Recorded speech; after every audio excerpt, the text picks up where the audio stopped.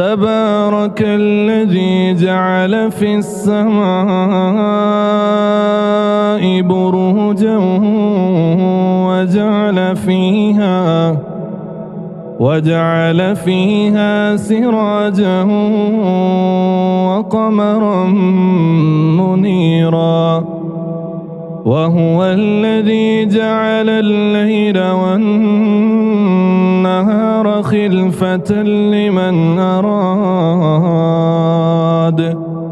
خلفة لمن أراد أن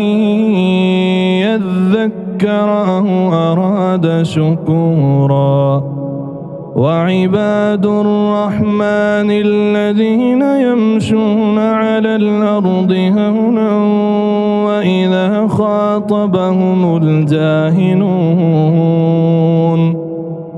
وإذا خاطبهم الجاهلون قالوا سلاما